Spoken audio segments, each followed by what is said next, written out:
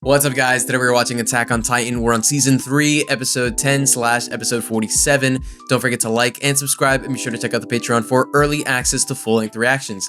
Let's get into the video. Flashback. Damn. Kenny found his match. An arm. What the? Who is this? This person looks like they're 80 and 20 at the same time. What? And look at the eyes. That's like the god eyes. Oh. Uri. Oh, that's Rod. Uri is his brother. Okay, he's the one that became the sacrifice. Pretty good guess.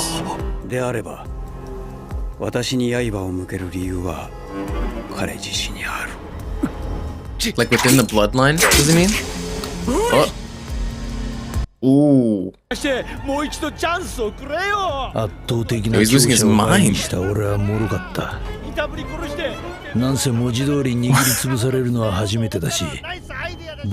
Fear will make you say such strange things. His reaction. He is crazy. Oh damn, Kenny's down for the count.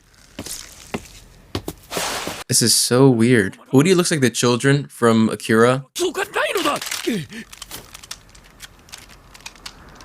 don't think that's gonna do much. Gotta be honest with you, Kenny. Damn. That feels so sincere.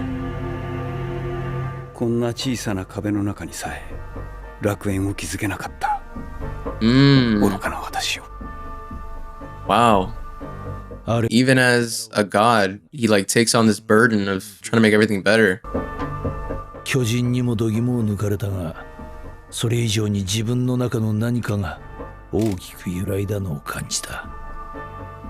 Interesting. He kind of won him over through compassion. That's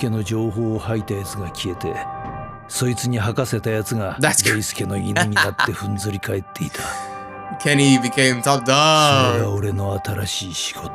That's crazy. He became the right-hand man to the top dog. Oh my god. Is that person alive? That's the most dead-looking person I've ever seen. She lost more than weight. Probably lost color too. Levi. Yeah. Just Levi.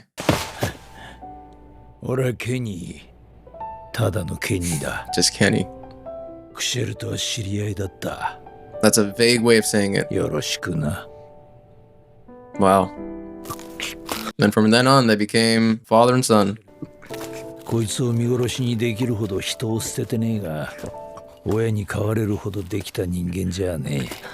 That's crazy.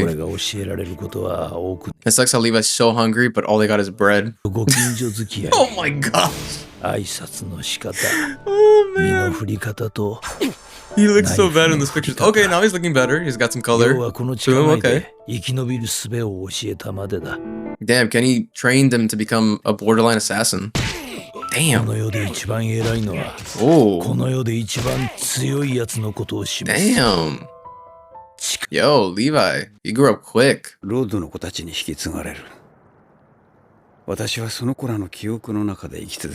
it's like the transference of the memories. Essentially transference of individual. It's like the Avatar. Okay, so this is Kenny's first time hearing of this. I would assume he's like, I want that power. I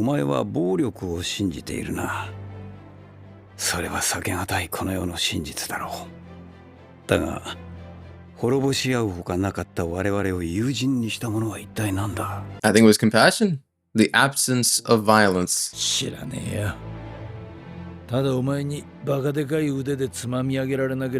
That stupidly big hand, yeah. Well.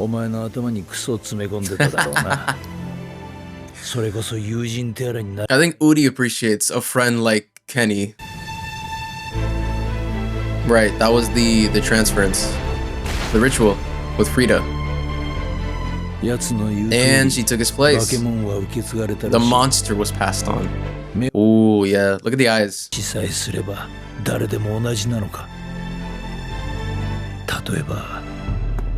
You? Kenny's been thinking about this for a while. Oh, that's funny. He doesn't like the name. That's a crazy thing to say. この新設された対人立体機動部隊の隊長を務めることになった。よろしくな。Damn. And they don't care at all. 殺人鬼がお前らのボスだって言われてもよろしくねえだろうよ。構いません。Doesn't matter to me. 我々が兵団組織を上り詰めた結果がこれです。I guess they all have this kind of like bleak outlook. 全ては無意味です。That's crazy. And then Kenny shows up like the Joker, like, yes, this feeds me. 兵団の対抗組織なんて大義名分。俺が考えた建前に過ぎねえ。議会のクソどもをうなずかせるクソ用の方便だ。何のためだ。Everybody gets to appreciate the real Kenny. 神にも等しい力だ。それを手にした奴はみんな慈悲深くなっちまうらしい。Really? こんなクソ野郎でもそうなっちまうのか。So developing compassion is a part of acquiring that power. 景色が見える。These are really good questions, actually. 本当にお前と対等な景色を見ることができるのか。I think Kenny would, in effect, because he would have Uri as a part of his subconscious. Uri. A little bit too late, though. Just a little bit too late. He was unfortunately not able to find the Avatar and restore his honor. It is a tragedy in the making, but he'll be able to find the Avatar in Return of the Jedi. Yep, he is going to die. Unless he plunges into the Titan Abyss. Crazy that he revealed this. I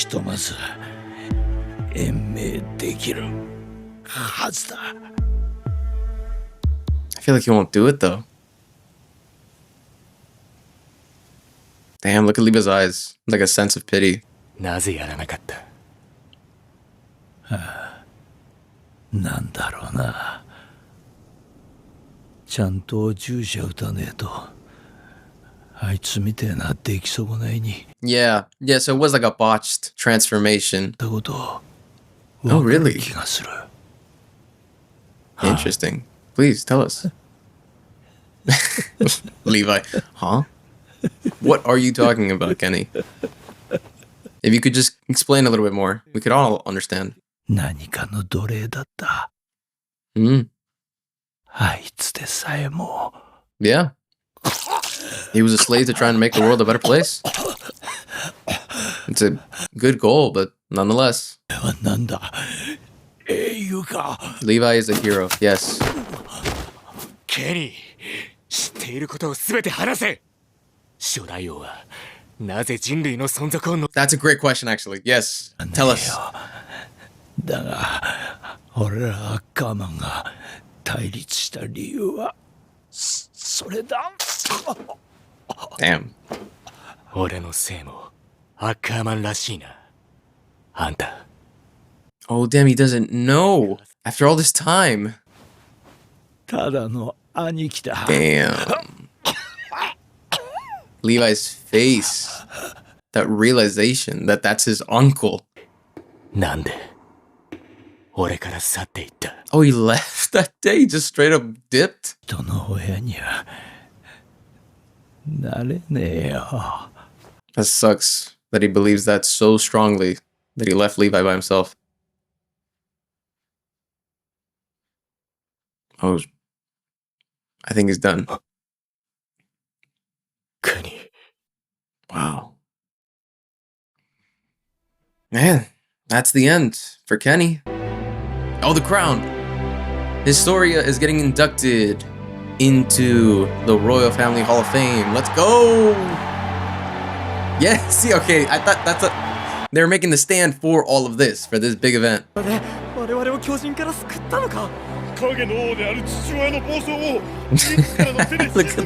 the old reporter guy. Yeah. Damn, okay, this plan worked out pretty well. やる。あれはミカサの冗談だって。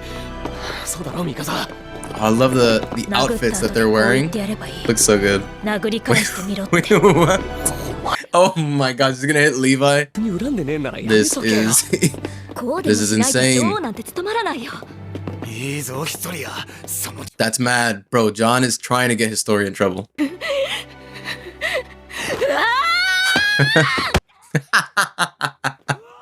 It did nothing. That's crazy. Yo,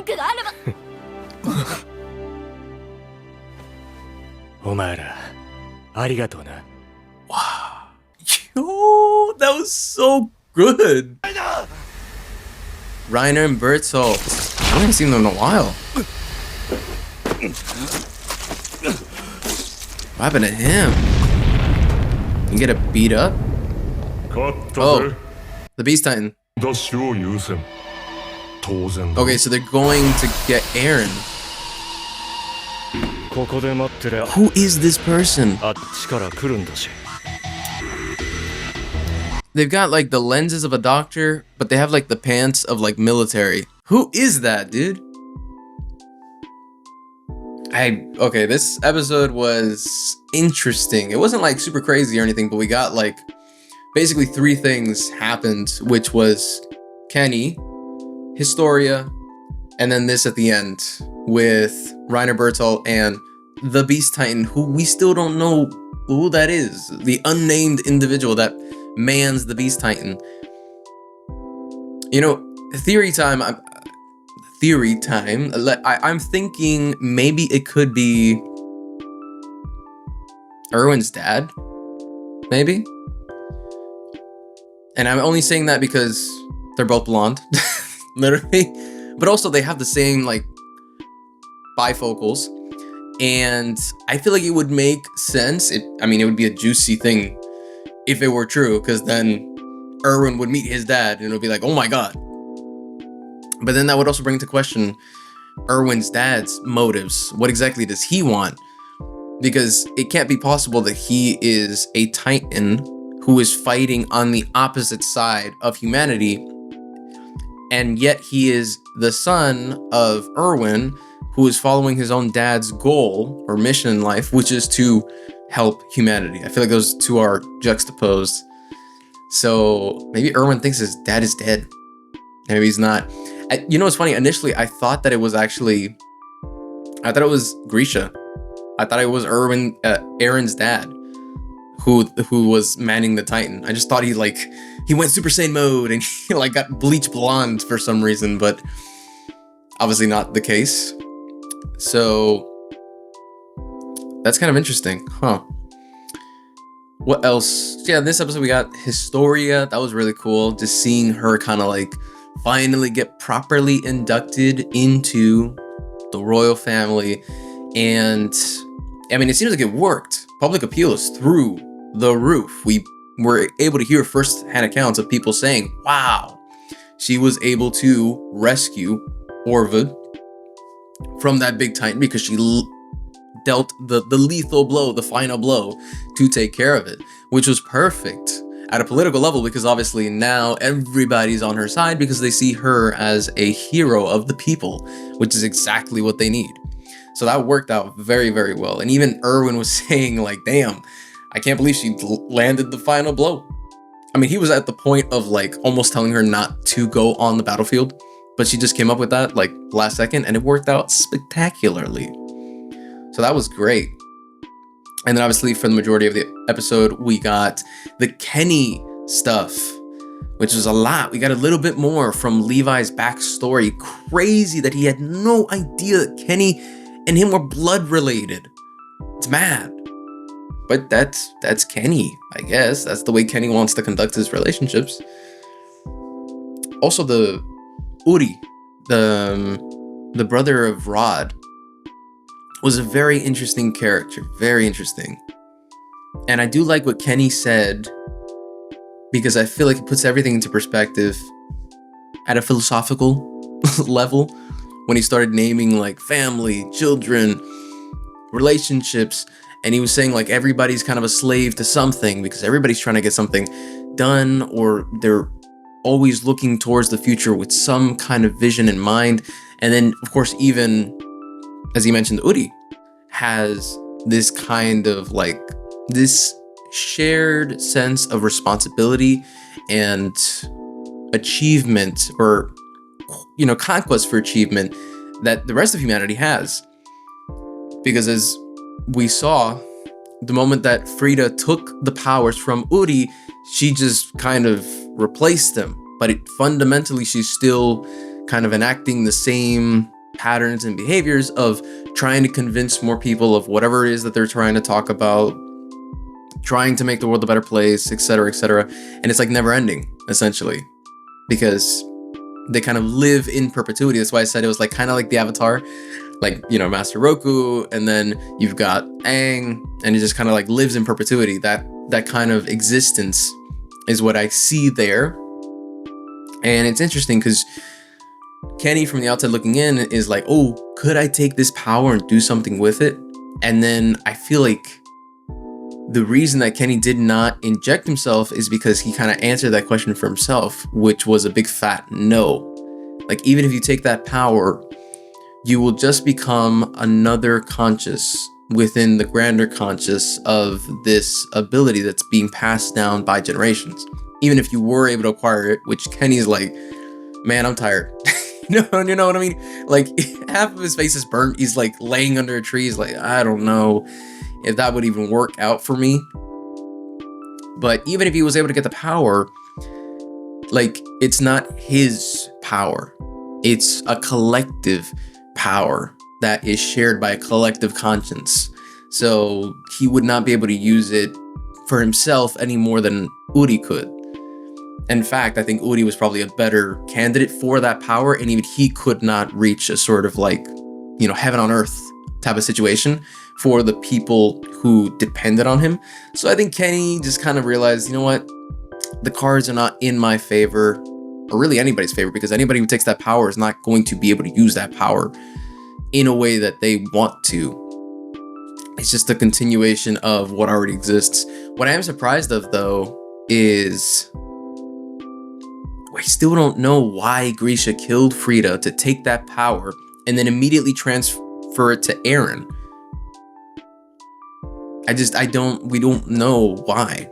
And what's even more interesting is that Grisha took that power from Frida, so he had the collective conscience, but I believe he had the purple eyes, but I don't know how he managed to like detach himself from that collective conscience and then to transfer it over to Eren. I guess Eren is so far detached that he is under no brainwashing or under no control, under any spell, under any kind of collective mind hive or hive mind from that power. So he is a great vessel in the sense that the power can't be used to its maximum potential. So it's reduced, which I guess is maybe a good thing. I don't know. I feel like we'll get more answers next episode, but basically this episode was great. Kenny passed away. Historia became the royal family individual, the queen, and yeah, now we just have to see. I guess next episode we already got the kind of like the setup that Reiner and Bertolt and the Beastine are gonna be coming to get Eren first, and then potentially saving Annie later. But I guess that's what's gonna happen now. So let's see if they even try to capture Eren. I wonder how that's gonna work out for them, because they have to like breach the wall.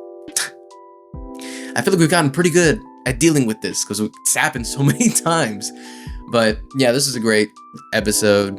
If you guys do want to check out another reaction from Attack on Titan, there should be a link somewhere here. There's probably like a box like over here. Maybe, possibly. There should be a box. If there's not a box, there might actually be a pop-up that appeared here, like an info thing with a link to another reaction. But anyhow, this was a great episode, and let's see what they do in the next one. I can't wait.